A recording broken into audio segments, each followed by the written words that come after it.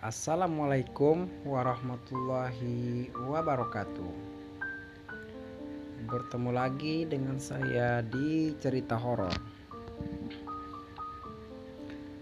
Di cerita kali ini saya akan mencoba membawakan kisah horor, yang mana kisah horor ini dikutip dari laman Facebook Ica Anissa.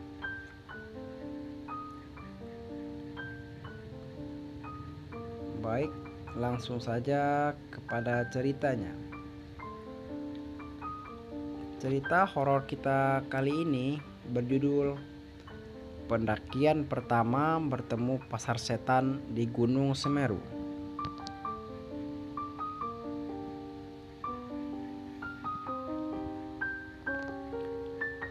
Aku mau membawakan kisah nyata dari seorang narasumber yang bernama Arzi.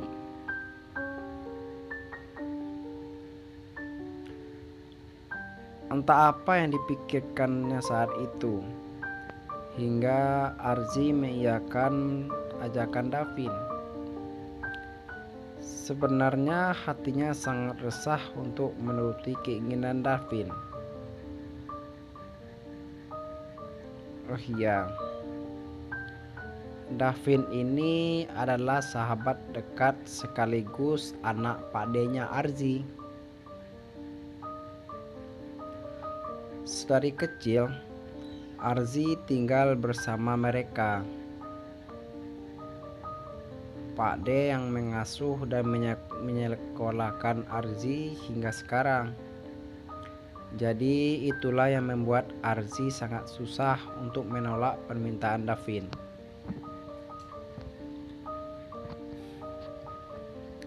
Arzi, apa kamu yakin mau ikut Davin ke Gunung Semeru besok?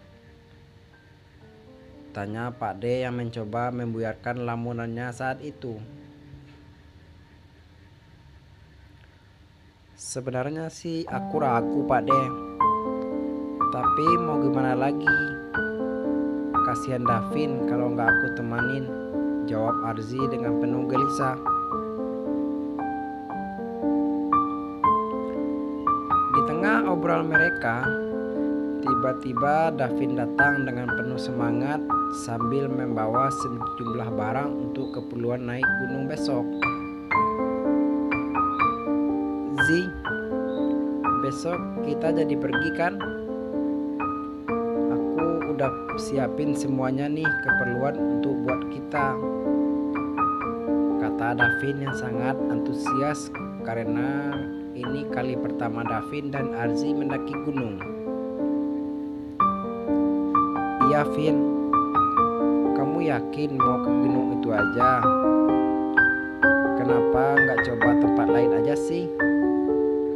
Tanya Arzi sembari mencoba untuk membujuk Davin. Halah, enggak lah, pokoknya kamu harus temenin aku. Banyak kok teman-teman lain dari sekolah kita yang ikut. Udahlah, kamu nggak usah khawatir, aman kok, kata Davin. Itu yang membuat Arzi terdiam karena tak ada lagi yang bisa merubah keputusan Davin. Keesokan harinya, Arzi dan Davin pun bersiap untuk berangkat. Mereka menuju rumah Rian untuk berkumpul dan berangkat bersama dengan teman-teman lainnya. Setelah sampai di rumah Rian, mereka menunggu Adit, Surya, Rizky yang belum juga datang. Tak lama kemudian mereka pun datang. Woi cuk, sorry ya telat nih, kata Rizky yang baru datang. Iya gak apa-apa, Arzi, Davin, dan Rian menjawab dengan biasa. Arzi berpikir, gimana Rizky mau mendaki gunung kalau bahasanya kasar seperti itu? Arzi khawatir kalau Rizky tidak bisa menjaga sikapnya. Ayo berangkat, keburu siang. Nanti kemalaman kita sampai puncaknya, ajak Rian pada teman-temannya. Mereka pun berangkat ke Gunung Semeru dengan menaiki mobil Rian. Siang hari mereka sampai di Gunung Semeru. Mereka langsung bersiap untuk mendaki gunung. Seperti biasa, juru kunci memberitahu jalur mana yang harus mereka lalui, tentang larangan, aturan, serta adab yang harus mereka jaga saat mendaki gunung.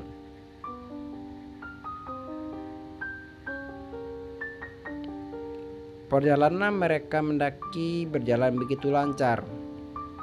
Untunglah apa yang Arzi khawatirkan tentang Rizky tidak terjadi. Ternyata dia bisa menjaga sikap dan adab saat mendaki.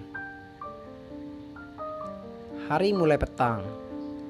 Mereka memutuskan untuk beristirahat di tengah perjalanan dan membuat tenda untuk bermalam di sana.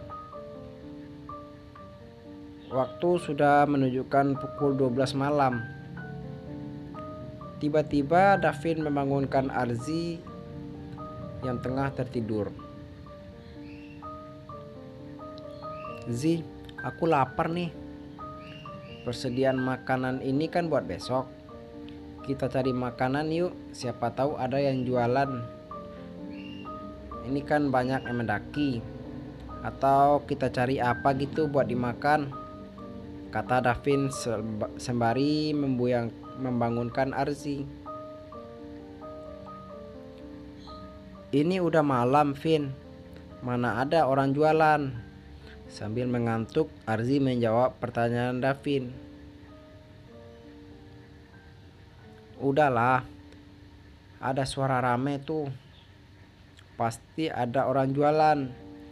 Kita kesana yuk, temenin aku. Nanti aku traktir deh," bujuk Davin. Arzi pun mengiyakannya dan pergi menemani Davin melihat apa benar ada keramaian yang dikatakan Davin itu adalah orang yang berjualan. Ketika sampai di sana, ternyata benar kalau memang ada tempat ramai seperti pasar. Banyak sekali yang dijual. Mulai dari pakaian sampai makanan ada di sana. "Ayo Zi, buruan. Aku lapar, kita beli soto di sana aja yuk," ajak Davin sambil menarik Arzi. Iya, jawab Arzi. Arzi pun mengikutinya dan ikut makan bersama Davin. Perasaan Arzi mulai aneh saat memesan makanan. Karena Arzi melihat penjual itu tatapannya amat kosong.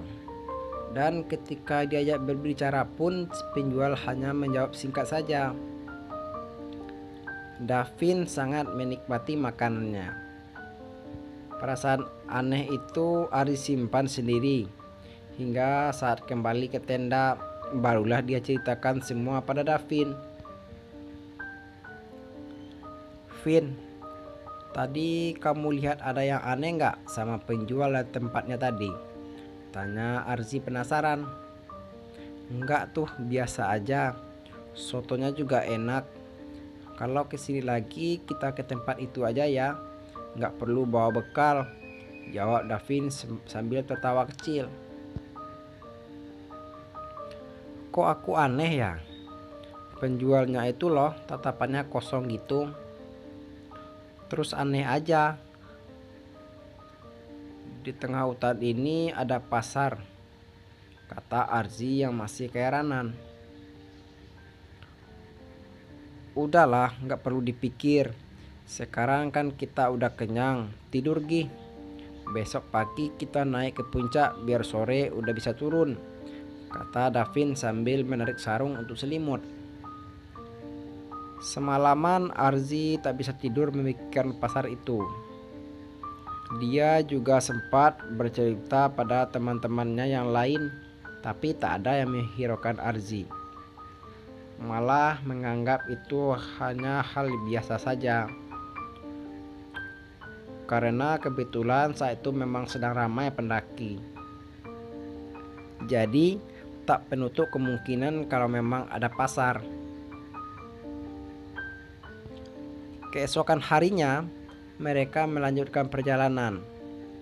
Saat itu Arzi hanya terdiam sampai Ria menegurnya. "Zi, kamu kok diam aja dari tadi? Masih kepikiran yang semalam ya? Apa kamu mau istirahat dulu?" tanya Rian khawatir. "Enggak apa-apa kok," jawab Arzi singkat, karena dia tahu tidak ada yang akan menganggap serius apa yang dia pikirkan. Di sore hari saat mereka turun, Arzi masih ingat betul jalan menuju pasar yang kemarin dia datangi bersama Davin. Arzi pun langsung mendekati Davin.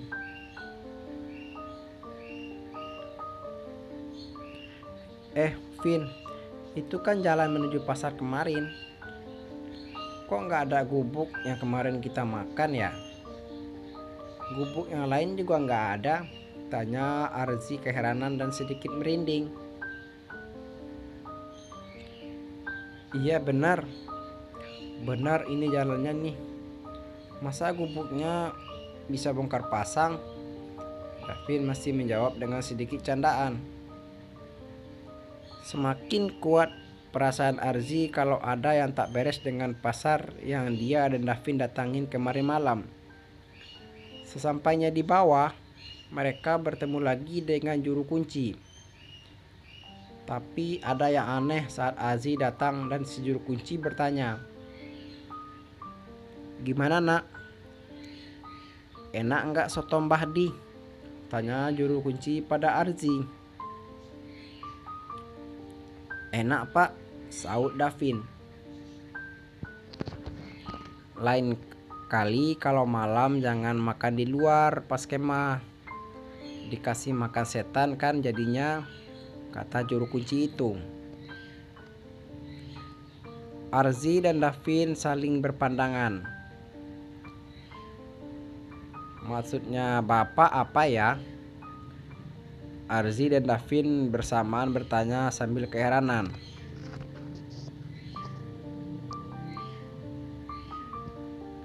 "Yang kalian berdua temu itu bukan pasar manusia.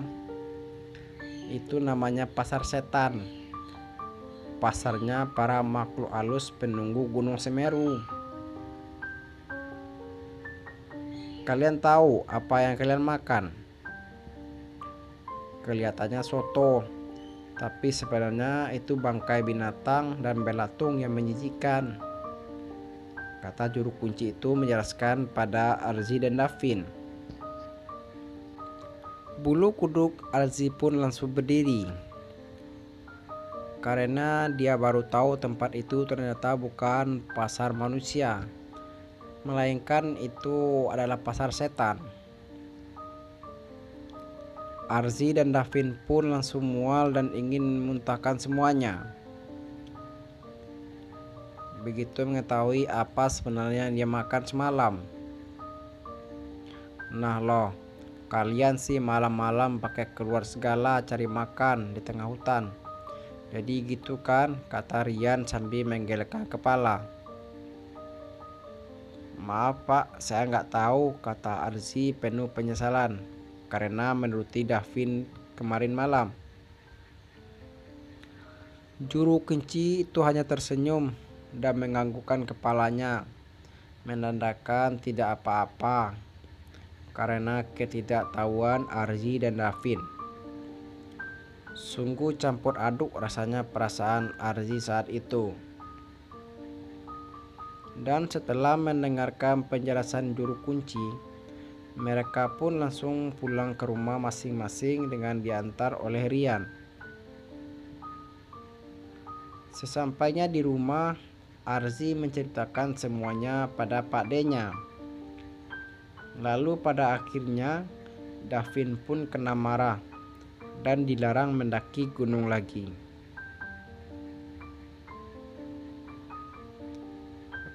Pengalaman pendaki kali ini dapat dijadikan pelajaran untuk Arzi dan teman-teman lainnya, dan terutama sekali Davin, agar tidak mudah menyepelekan satu hal dan menganggap semua adalah candaan semata.